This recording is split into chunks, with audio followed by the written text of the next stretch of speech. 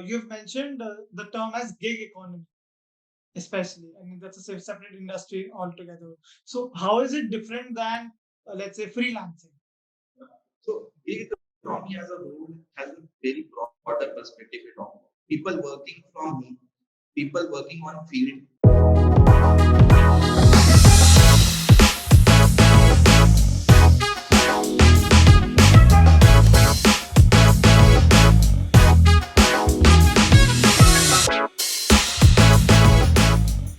So today we are again here with another episode of Reverr Talks, and today it's a very interesting topic.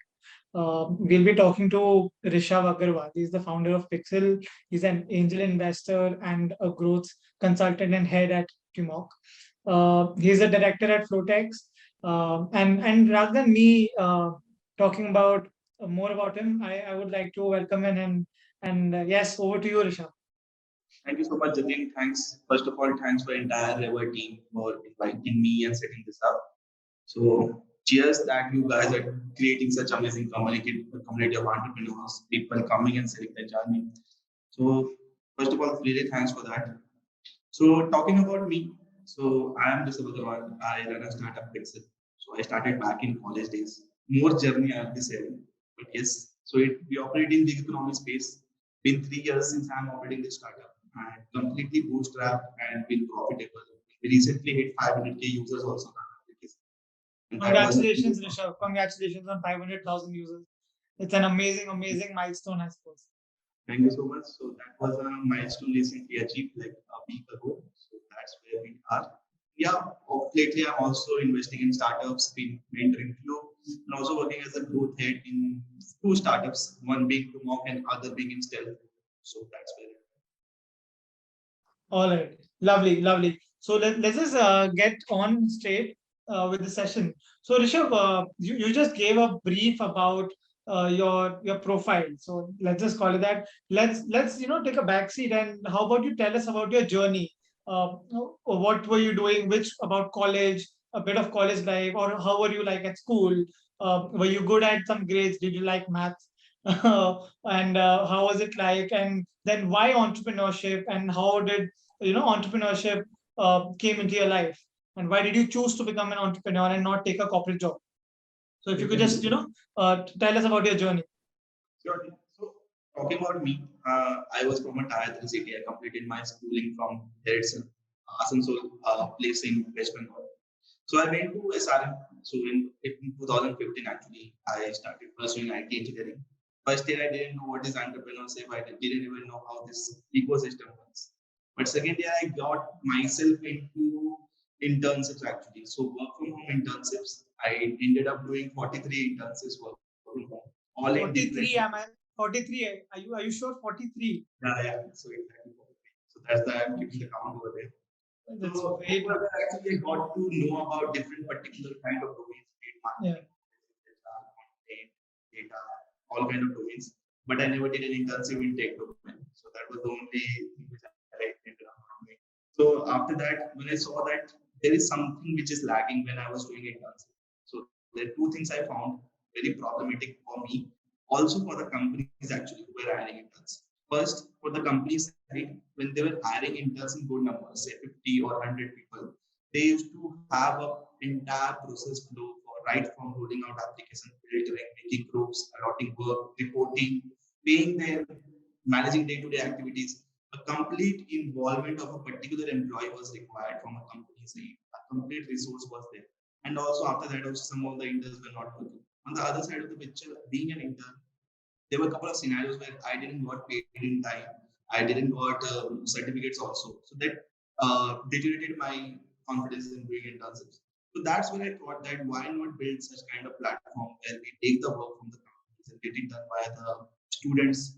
That time we used to put students. So later we transferred into gig economy, gig workers. So that particular thing came into later phase. So then in third year, so second year completed, third year, I made a group of around 100 to 150 odd college students, somewhere from mine and 90% from the all over India, because the ones which I made during my internship, they become my friends and they become my friends.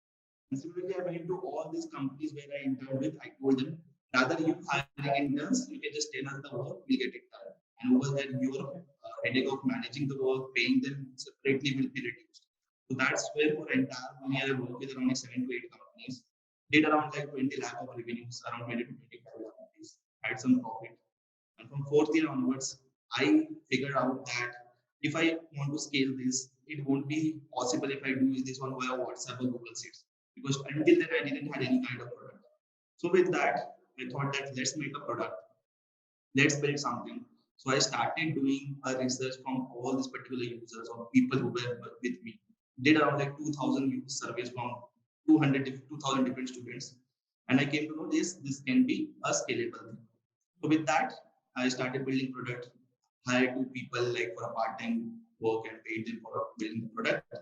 And that's where when I ended up my college in May 2019, and June 1st was the time in 2019 we launched Pixel. So that's where Pixel launched, how Pixel came into existence, and how my journey was in college life took in place. Yes, I decided in December 2018 itself that I'm not going to go for placements. I'm going to do this full time by setting up. Okay. Okay. So you sort of you thought of a big opportunity and pursuing this full time. Tell me about your family background. Was they supportive enough? How did they take this news as to be? Were they like so? And of course, on a personal level, it is very hard to choose entrepreneurship, especially in India. At a very especially after bachelor's, because there's a lot of pressure that you need to get a corporate job, and your friends are getting, let's say, a 25 lakh package or whatnot. So tell me more about that. First of all, none of my friends got 25 lakh package, so I didn't have the peer pressure of that particular thing. Secondly, until today, my family don't have a clear idea what I exactly do. They just know that I am able to earn money. So that's one thing they are happy. I'm happy and I'm doing something. So that's why. So my family background is like pure business family. So they wanted me to. Okay, of course. So they were extremely supportive, I suppose. Then बेटा धंधा ही तो कर रहा है तो ठीक है क्या. So they wanted to complete my engineering and they wanted to like take the family business ahead. I was not that much interested in that particular sector or that particular business. So that's the only thing they told me. My father also told me, my uncle also told me. But I told them, let's wait for some time, let me do something, but see on the later phase of the journey. So that nothing as such that they were not supportive, non-supportive. But yes, until today, I can say that you don't have a clear idea that what I'm doing. They are only just happy that I'm just earning something and I'm being happy. Got it. Got it. So, Rishabh, talking about Pixel, especially, why did you choose to not raise funds? Okay. Because as we see in today's market, and if say since even I've been a part of startup ecosystem for a couple of years now, I see more than profits, valuation is something that is more celebrated. I mean, unicorns, 65% of unicorns are not profitable in today's era. So what was that a reason that you wanted to have, and I'm sure you must have got a lot many investor offers to, and just, the one word that must have floated around you all the time was scalable, that you would scale a lot of, you'd go to, let's say, 1 million, 5 million, 10 million, whatnot, downloads in a very less time, just because if you take, let's say, raise $1 million or a $5 million. So why did you not choose to? What was your motivation? It's nothing like that. I never tried. Every entrepreneur's dream is like when they think of an idea, leave behind building the product. As soon as they think of an idea, they think of funding. So that's the scenario, that's the ecosystem we are living in. Today, sitting at waking up today morning, just going and roaming around to see an idea, tomorrow you will think about funding. So that's where the ecosystem we are living in. But in the college time, actually, back in 2018, this funding was not that fancy during that time. So during that time, I didn't know what is funding. So I just used to see. But when the product was built, I tried raising fund in August 2019 and September actually. So you tried when the product was, when I guess the prototype was ready. Product was ready, it was out in the market. After that, we tried. So when I launched it. So then I started approaching few of the investors. Definitely during that time, I didn't have that particular background. So the kind of reward which I got it like that, you don't have a good team, you don't have a good traction as of now. or a good background as of now. So these were a couple of things. So with that, I thought that let's not go and waste my time in this. Rather, until 2 years, what I have done is the result of that which I have built in this product. So let's keep on continuing this for upcoming years. So this happened, and then we started working on it. And in first year, we only got around 15,000 users, and then Corona came. So that was a time when we scaled a lot. It's nothing that I never tried raising. I definitely tried because it's in every entrepreneur's mindset that today you do a startup, tomorrow you need to raise money. So I also had that particular startup phase. And this entire mindset was shifted in 2021 that I don't want to raise money. So after I have seen that without money in 2020 alone in FY 2021 we did like huge, we had a huge growth. We thought that let's be like this. Let's be the constant pace as a bootstrap. Keep running until I'm able to keep seeing that how the things can evolve. Not sure about future. Let's Got it. So I've talked to a lot of early stage startup founders because Reverr is all about helping the early stage founders, IT stage founders. And as you rightly mentioned, their major goal is product bane na bane, funding उड़ जाए बस. हमें बस पैसे दिला दो, we'll make something good. And not that we'll make a good product and then create some value and then valuation will follow us. So what do you think, according to you, is the best time or is the right time for any founder? So because every founder doesn't have this ideology or this mindset of not raising funds. And in some businesses, you cannot go ahead also without raising funds, right? So because everybody is, it's I think in your case, it's a marketplace model which is scalable and you can come both the ends. I may be wrong, but what do you think is the right time for a founder to raise funds? So see, there are two types of startups. One who start generating revenues from initial days, and there might be other kind of the startups who will be raising money after a couple of years or after getting to certain number of users. So there are two different phases. Definitely, each and every startup cannot survive without money. If a founder is having a lot of money, they can just push their money into their business and they can start winning. That is completely different. Just like we see Navi doing or Sachin Bansal startup. So that's the example that when the founder is having money, they can put their money into the startup. But talking about the right time to raise, what I believe that once you build a PMF or a product itself, then you should go and talk to them rather than on an ideation phase. Because in ideation phase to a product phase, if I be very frank, 50% of the things get changes. The things which are on paper and when the product comes out, it's completely different. So it's always good that after you made a PMF or a minimum viable product, or you can say an entire product, then it's the right time to talk to the investors. When you have certain set of beta users or alpha users, after that it can be a good approach to start rather than the idea. Yeah, so you threw a bit of many fancy terms like PMF, MVP, beta users, alpha users. Can you just elaborate more on that because it's something important for any idea stage founder to know. So what is PMF? It is like product market fit. I gave you an example that in third year I just worked without a product. Then in 6 months I started searching for the PMF, that is product market fit. Whether the product which I am building is going to fit the market or not. For that we do a market research or surveys or whatever we call it. With that we get a result oriented approach and we see that this product is fitting the market. So that is one PMF. MVP is something that say suppose you have an entire product roadmap in mind, that this is the final product, but to make a prototype of it, minimum viable product, these half of the product you can say, or a basic featured product, or not putting entire features on it, that we call as a minimum viable product.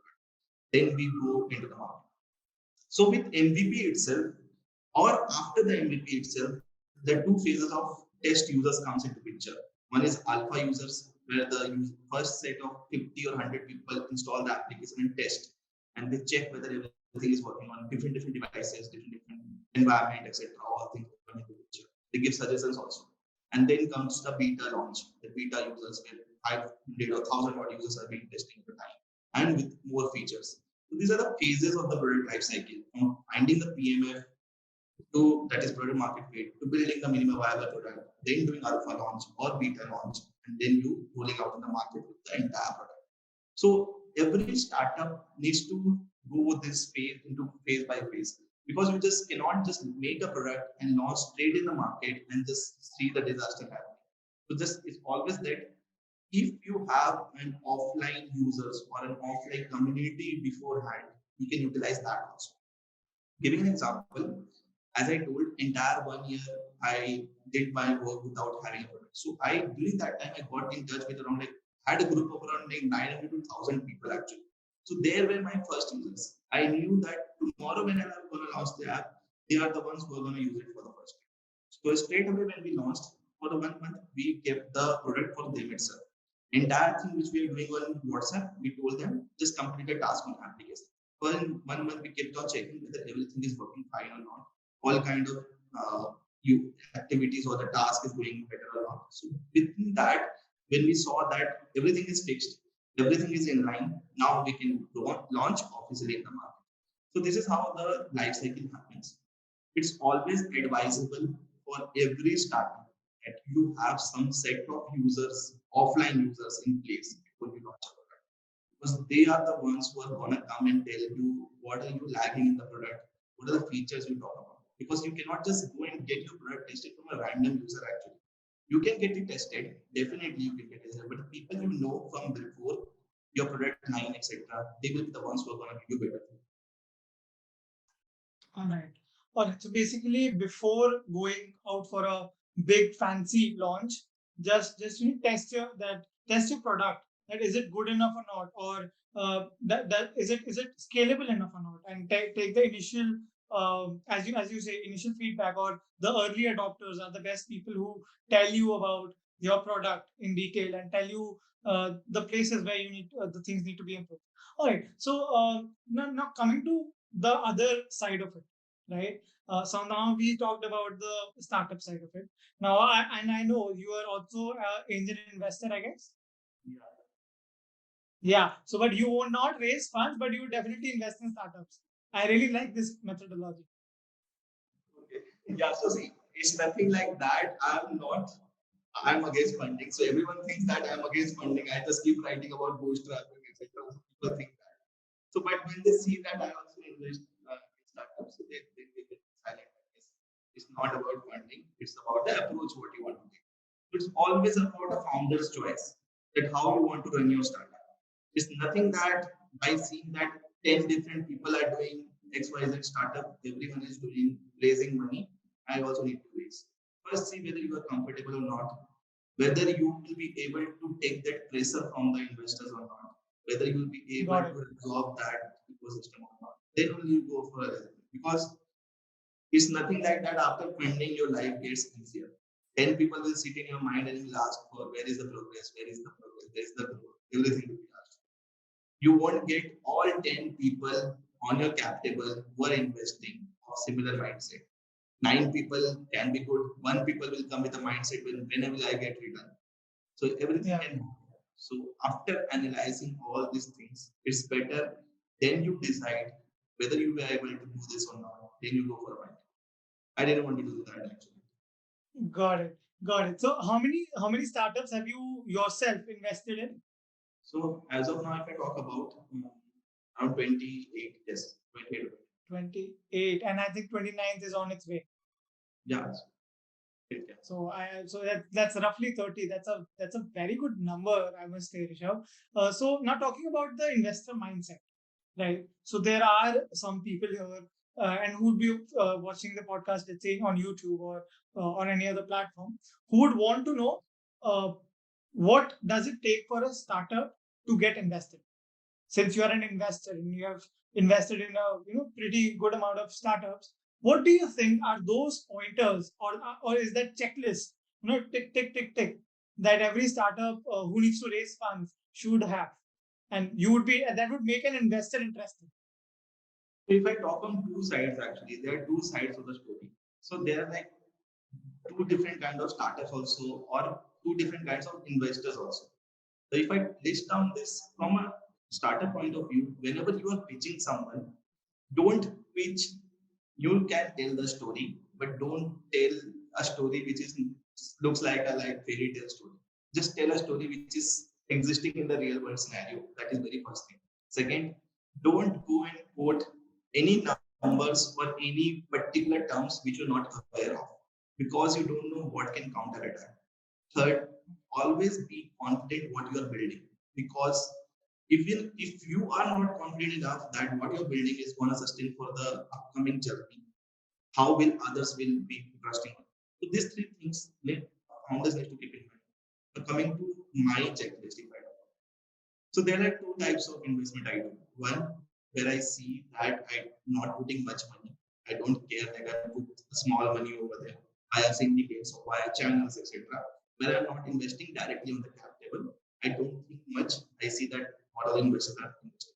So there are like 10 startups in my portfolio with whom I work on regular basis. Work on regular basis means I talk to them on weekly basis. They also come to me. It's more like they're like friend, or you can say that a buddy to me, a person who is looking for a help. Those are the 10 startups. Rest 18 actually what they're doing, I have also forgotten to be very honest. It's not possible for me to. And those I have done because everyone was doing and I have done that. And it was not on my direct capital. So these 10 startups actually, what I see, how they approach and how they tell in the initial phase. I don't come and tell everyone who is whoever is I'm talking and don't tell that I'm going to invest in you from first day. I see what they are looking from me, in return what I can give to them, not in terms of money, but rather than something else. So that is first thing. Second, I see that how honest the person is in front, because see, we are everyone thinks that investors are fools. Actually, you can tell something and you can just get away with it. If the investor is not from the particular industry, we can tell something terms which are not available. But everyone knows everything. They won't tell you. So this needs to be changed. So this needs to be more educated. If I talk about, don't think that a person you are telling is a layman, but don't assume that they don't know anything. So always be sure whatever terms you are using, you're aware of it, because that particular thing can spoil the entire. But if I talk about, if your pitch simple, which I can understand, not you can understand, because you are building something, you will be understanding because I am seeing your product for the first time, or I am seeing your idea for the first time. Make sure that I am able to understand. Be it very simple, very precise. Points are to be there, not lengthy statements, etc. So these three things I see initially when I talk for the first time. Second and third time is the times when I start analyzing whether how realistic the founder is. My first question to the every founder is I'm telling now itself, like how much money you have invested in your startup from yourself. If a person says that I have not invested anything in my startup, no one has invested, like a person like me gonna come and invest. Because skin in the game. Exactly. So something like that. If your particular business, if you're not putting your money, why will some XYZ person will come and invest their money? So you need to invest your. People say that I have my lifetime earning, but I don't want to invest in my startup. I don't want to but invest your money if you're confident enough. Definitely, 100 or more people will come and put in more money actually. So that particular thing is very important. How confident you are in your product or your startup that you have put in your entire life, or if you talk about entire money in stake or your entire career in stake. That will give you that will give the entire people more confidence, be it your family members, be it your friends, be it your XYZ people, or the investors, or the team members, everything you talk to. Because you have believed on your product, then only you are going to third person and talking about it. So that's where this thing needs to be very much from inner thing. Definitely, I'm not saying that you shall put your money, but a person, a startup founder shall always think about that this might go, this might can go wrong, but what if it happens in a right way? That is the only thing everyone needs to think and then you can go ahead. Got it. Got it. So before we move forward and I ask you the next question, anyone in the audience, if you have any doubts, you can just put it in the chat box and I'll ask them. I'll ask Rishav about them towards the end. Yeah, coming back, Rishav, do you think so? There has been a lot of buzz about winter funding winter that has been coming up for the next, 8 to 10 months at least. Do you think that's going to happen? There's nothing such is there. See, funding winter has came for those startups who think that they are not able to scale now. So it's nothing like that. People are still raising money, investors are still investing in money, but the quantum of the money has been slightly reduced. It's only because now people have stopped seeing that how big a company can grow, but they are now seeing the real numbers. So that's the only change if I talk about. If you have numbers, if you have facts, if you have roadmap, you'll be able to raise money. It's nothing like that. The winter is there or like some reason. So everything is same. It's just you need to be confident enough. Every founder who is going to raise money from anyone, just make sure that you are with your product very much precise. You have a confident product. You have everything in place, and rest money or the users or the traction. So okay, so like before this question, as you were talking about the last question, that if the founder doesn't put in his money or he doesn't have the skin in the game, there's no point because he's not serious at all. That shows. But what if, Rishabh, there's this case wherein, and this is a very common case, wherein there is a very brilliant idea, let's say, and someone is very passionate, wants to dedicate his entire life building that product or the idea, but doesn't have funds or cannot afford to make the MVP itself. So, what should that person do? Where should he go to? Are there any existing solutions in the market? I mean, I'm branding for Reverr, but still, I would want to hear from you. It's nothing like that. You need to put in everything. Definitely, everyone will not have money. Is basic thing that, for example, it can be a 5,000 or 10,000 or 1 lakh or a 10 lakh rupees, anything. The initial thing which you build in your startup, whether you are putting your entire money or expenses on in the initial phase of that, be it 1 lakh, be it 10 lakh, or be it 10,000 or 1,000 rupees. The talk is not about the discussion is not about the money, how much amount you're putting. It's about, say, suppose now the two scenarios can happen. One, a product where you're building requires big amount of money or like huge amount of money in order to build it. Over where you can only meet 5% or 10% from your invest you need to do. If we talk about in that particular scenario, there are two ways. Now, first, if you have a good product roadmap in mind, if I talk about if a good picture is there on paper, your product looks solid. Many people raise money via that also. That is first thing. Second, I have seen many people take loans also after they make a product, then they give. So it happens mostly in D2C or the product based startup, not based in service based startup. So that's where the only difference we talk about. And yes, apart from that, all other people can borrow money from others, can take loans from the friends or families, anything else can happen.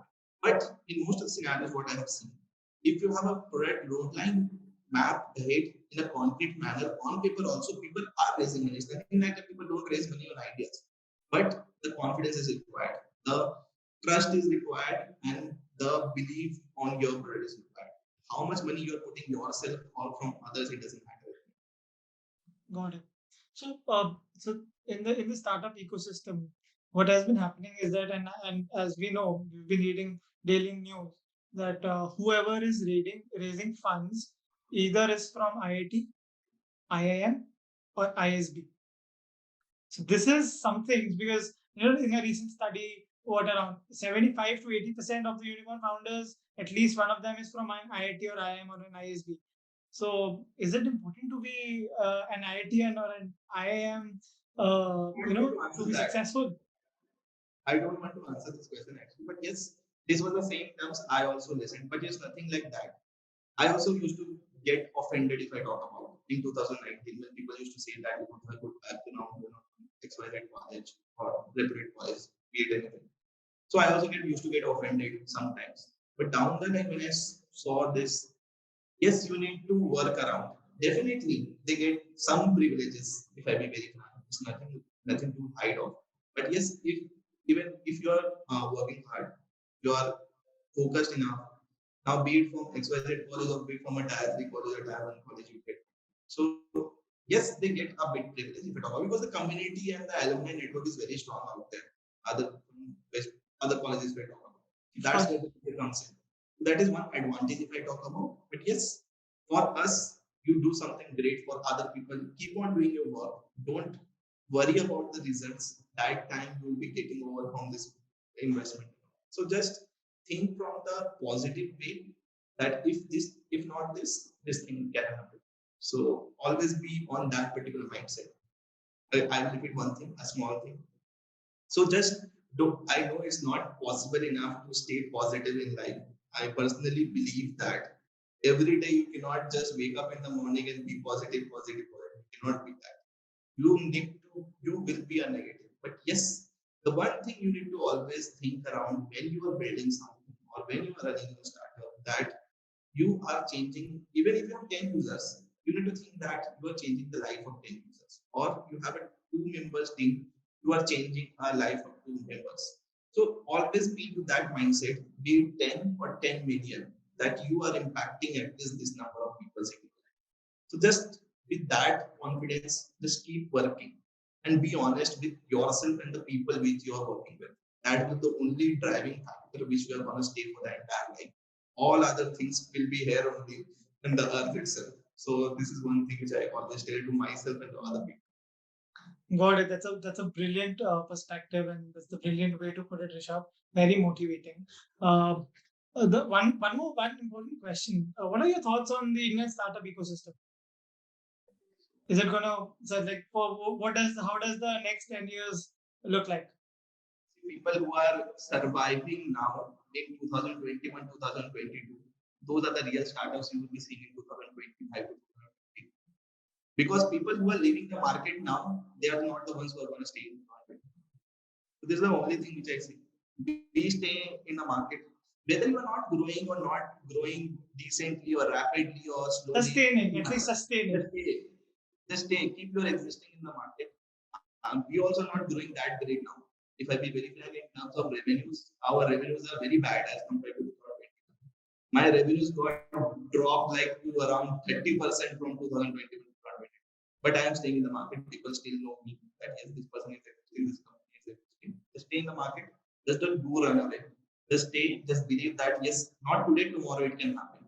So only that particular thing needs to be there. Got it. And Rishabh, so talking about more about pixxele, can you elaborate more? So because whoever looks at pixxele for the first time, you've mentioned the term as gig economy, especially. I mean that's a separate industry altogether. So how is it different than let's say freelancing, or what's the difference? And what is your product about? Can you just talk about that as well? So gig economy as a whole has a very broader perspective. People working from home, people working on field, and the delivery boys and the Ola drivers are also big workers. Everyone is a big worker if I talk about the people who are working on a part-time or a contractual or on a per day basis. These people are called as big workers. So these all have been divided into segments. For us, freelancers and gig workers are different because if a company or hires someone from Upwork or Fiverr, they hire them on contractual basis where the company gets in touch directly with the freelancer and the company deals with the freelancers directly and they pay them directly. So that's where the freelancer concept comes to the picture. For gig workers, it happens in two ways. Either the company provides a contract to XYZ company, they provide a contractual laborers or the workers or the workforce on daily basis or a weekly basis. Over there, the entire flow process is managed by the companies and everything is managed. So that we categorize into gray collar and the blue collar workers, which we see out there, that does the delivery guys or the street delivery guys, etc. Now there comes the third type of company where we see the white collars and the gray collar workers, where we are doing the skilled or the semi-skilled kind of task. That we are catering as of now. We're not catering the on-field or the blue collar task as of now. We're only catering the work from home kind of task. But the company comes with a task set, be it user acquisition, be it like social media activities, telecalling, data entry, content design, etc. Over here, we don't we don't make the matchmaking between the companies and the workers who are working. We take the work, we convert that into form of task, we put that in our mobile application, that is pixxele. Gig workers see those tasks, whosoever is interested, they start performing it. They submit the task over there, it gets validated from our end. It gets validated from a company. There are also both ways actually, whatever communication between us and the company. Got it. And company pays us, we pay to the overhead. So this is the entire system flow which we carry on. This is the first level of interaction. The major 80% of the work is done like this. But there comes the second scenario where we require skilled gig workers, not 100 of gig workers to work on some task at a time. Require 2, 3, or 5 or gig workers at a time. And those tasks can be telecalling, data entry, content, because we require skilled people out there who needs to be trained, and then they will start working on it. Over there, these particular people are being filtered from our application when we put in a task. Then they undergo training and then they start working on it. So this process is maintained us in an offline way on the later phase. This is a two system which we have created and which we work around with different companies based on the what kind of requirement we get. So none of the companies can come in directly and get their task done started until we understand, we analyze, we onboard them, and then we put the task on. Got it. So you have basically simplified the entire freelancing industry into tasks. Correct. And managed to divide it in a very structured manner towards the gig workers. Yeah. And we are not doing the tech-related kind of works. We are doing in the marketing operations, this particular day-to-day activity kind of tasks. Though for this, the freelancers are there. The tech requirements, the design requirements, or the DevOps requirements, front-end, back-end app, etc. Those all are coming into the picture of freelancers where these platforms are there. They can get it done from that. Where they can hire them directly as a freelancer on a contract basis. Got it. All right. So I think this is it for the podcast. Before we go and before everything ends, I would want to ask you, what's that one thing that you would want to say for I call them a Reverr, right? But for the dreamer of tomorrow, who's just dreaming right now, who wants to build up something and is still figuring out. So I've already told multiple things, but one thing I will repeat again by relating all the topics which are just when you start, don't start because for the sake of starting up because it's fancy. Because today everyone wants to be a founder, everyone wants to write a founder tag on their profile or on their resume anywhere. So just don't start with that dream. Start with a dream that if you're building something, it will go to masses. It will go to the huge audience out there. People will see the product, people will use the product. It will that mindset. And you're not going to leave in between. So these two things needs to be very much assured. Rest of the thing, be constant, be focused, everything will come. Got it. Thank you, Rishav. It was absolutely lovely. I think we have one question from the audience, and that is, does data analytics play any role in terms of gig workers or freelancers? Data analytics actually, see, if you're now for freelancers, if you're getting some outsourced data analytic kind of works or data mining, we get data mining and data entry works. We don't get data analytic works actually. The reason behind we don't get is because the data are critical for the companies and they don't want to share with the XYZ person or the XYZ contractual person. But if a person is outsourcing to freelancer, it's mostly on the contractual basis itself. So they hire someone directly who are working on the project basis or the freelancing basis and take the data analysis. Because those are high-end and skilled kind of tasks. And if we are taking those tasks, we need to put in more resources in order to get those particular people out there in the market and then to get it trained via the company. So the process is also huge for the companies. So data entry, data mining is very easier if I talk about, and the statement is given and via that it can be done. Like image validations, where image needs to be validated and needs to be selected from 4 to 5. So that's particular kind of tasks are easier if I talk about. Needs 1 hour, 2 hour training and the system flow is. But data analytics definitely there is the system, but the demand is less if I talk about for freelancers. Okay, one more question. Should founders be afraid of investors? Yes, you should be actually. If you're not afraid of, see, it's just like that. Investors are like your parents, if I talk about sometimes. So it's not definitely not parents, but yes, you should be afraid because someone is there above you. Now, see, there are two types of people now out there. So people who don't raise the money, they know and they're above, they can do anything. Now they can become two kind of people. Either they become nalayak or they become layak. So that's where the picture comes in the picture that you need to be constant. Second, when you have someone in place, you need to be responsible. Now you have a responsibility in picture. So a bit afraid is definitely is required. You need to be a bit scared that what will happen. You answer to the 10 different people who are on your board, or 10 different people who have invested in you. That particular I think more than being scared, what you're trying to say is that founders should be responsible enough with the funds that the investor is deploying. Yeah, and you also need to see that the initial investors which you are taking on board, what kind of people is nothing about that. Only founders needs to be good. Investors shall be also good. If I am a person, if I am investing in a company, I should relate with your product or with your idea or with your business. Just for the sake of your startup, if I'm coming and after 2 years I'm asking where is my return, that doesn't make sense. So it's not always it's a two-way game actually. Whether you two people are syncing around. So it happens in the early stage actually when you are raising for the first rounds. Obviously, the bond between investors and the startups happen in this phase. It's the first round or second round. Later on, when VC come into picture, you will have more money inflow coming in. So these particular people who are coming initially in your phase, be it advisors, be it mentors, be it investors, you need to see that whether they are syncing with your idea or not. And they believe in your product. Exactly. Without that, it doesn't make sense for investors or rather than founders. If someone is otherwise, I think you'd face a lot of friction, even though you have quite some amount of money while operating, right?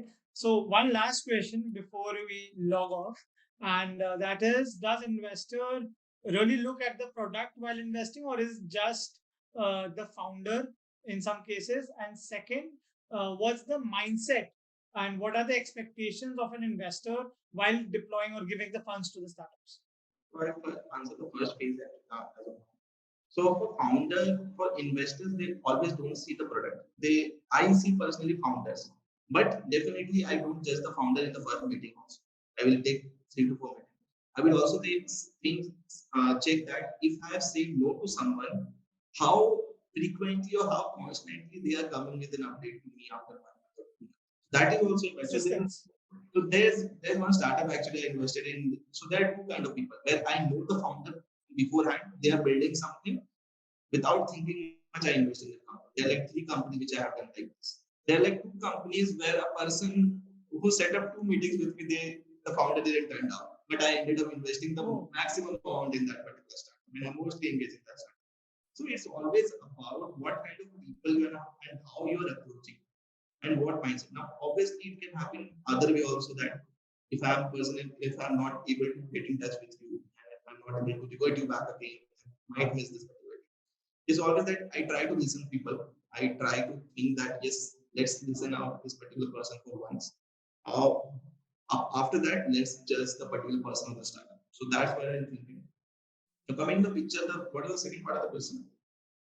The second question, what is the mindset when the investor is deploying money, invest the money? So see, the only basic mindset which I see is that believe actually in the founder rather than the product, because it's the people who run the company. It's not the product who run the company. It's the people who run the company who do this. So you believe on the founders, you believe on the team, and you believe on the vision is the only driving factor for the investors to invest in the product. Because when you come and talk to someone, you are talking, your product is not talking. You have built it that. Tomorrow you are not there, your product will also be not there. Definitely it can be there, but people are required in order to run that. The system is required and the team is required. So always vision, team, people is more important than each and every other. Got it. Got it. I think we are done for the session. And thank you so much, Rishav. It was extremely insightful. And I'm pretty sure many founders would see this and, that booth of funding would get out of their heads that no, without funding also, just like you had your, mindset shift. Without funding also you can survive. Funding is not getting a funding is not the end of the road. Guys, you can see live here. Rishav has been bootstrapped in startup for past 3 to 4 years now, I guess. So thank you for your time, Rishav. Any last words before we turn off? Yeah, I've said more like lot of yarn, so that I would stay up till here. So thanks, guys. Thanks for attending, and thanks entire Reverr team for inviting. Just keep your community intact. Just keep growing. All the best. Thank you. Thanks a lot, Rishav, and thank you everybody for joining in. We'll be back soon again with another speaker, mentor, or an entrepreneur, and we'll pick up some of the delicate topics just like this and try to provide value to you. Thank you and stay safe. Goodbye.